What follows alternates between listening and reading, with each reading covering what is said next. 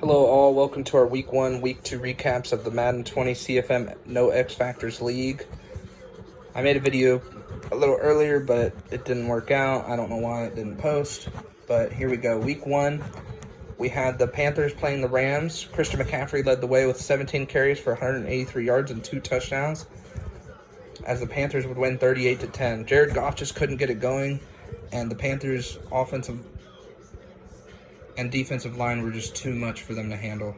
Colts played the Chargers, as the Chargers escaped with this game, winning 21-7. Justin Herbert in his debut went 8 for 8 for 2 touchdowns and threw for 135 yards. Austin Eckler led the way with 4 carries for 97 yards and 1 touchdown, including a long breakaway touchdown for about 70 yards to close out the game. Bengals played the Seahawks in Justin Burrow's debut. Justin Burrow threw 4 interceptions, and the only bright side of their offense was Joe Mixon, who had 125 carries and 2 touchdowns on 23 carries. Philip Dorsett shined on the day with 2 touchdowns, and DK Metcalf scored a touchdown as well. Seahawks win this game 34-20. Ravens played the Dolphins in a blowout, and to his debut, he threw 6 interceptions. Kerryon Johnson led the way with 12 carries, 157 yards, and 2 touchdowns. Ravens win the game 52-0. Niners and Bucks were our closest game. Tyrod Taylor really shined. They decided to not play Brady very much, as Tyrod threw for 236 yards and 2 touchdowns. Godwin had both of those touchdowns, and the Bucks won 17-14. The Lions played the Cardinals in a blowout, as Kyler Murray struggled heavily, throwing 7 interceptions. Desmond Trufant had 3 of them. DeAndre Swift, who looks to be a NFC Offensive Rookie of the Year and Player of the Year, had 15 carries for 160 yards and 2 touchdowns, as the Lions won 34-0. The Bills and Jets had a decently close game, as Robert Foster tore them up for 4 catches, 200 yards, and 2 touchdowns. After the game, the Jets just said that they couldn't contain the Bills' post routes, and their formation was just too much for them to handle, as the Bills win 32-18. Week 2, we had the Bucks and Panthers play. This was a pretty close game for the most part, but the Bucks just couldn't capitalize, and the Panthers win 31-21. The Cardinals looking to bounce back after not scoring against the Lions, but couldn't do so. Murray had 8 interceptions, and the Ravens just didn't even have to do much to win this game, as they won 24-0.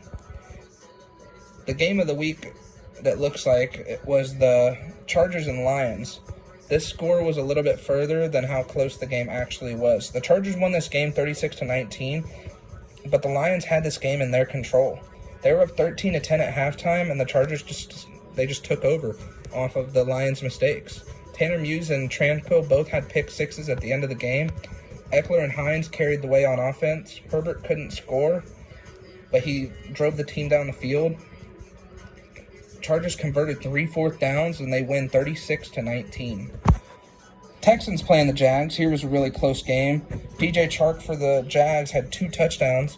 Andrew Luck struggled a little bit, but it wasn't bad.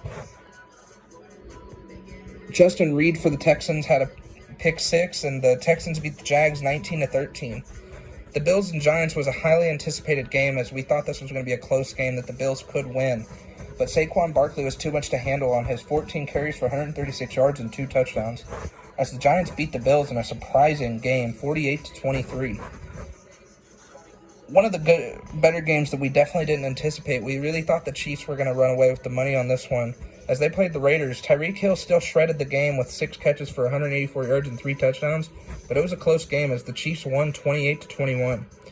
As of now, we have the Ravens and Chiefs as our best teams in the league, but the Ravens and Chiefs play Week 3, so stay tuned, as I'll have Week 3 and Week 4 recap coming soon. Have a great day, guys.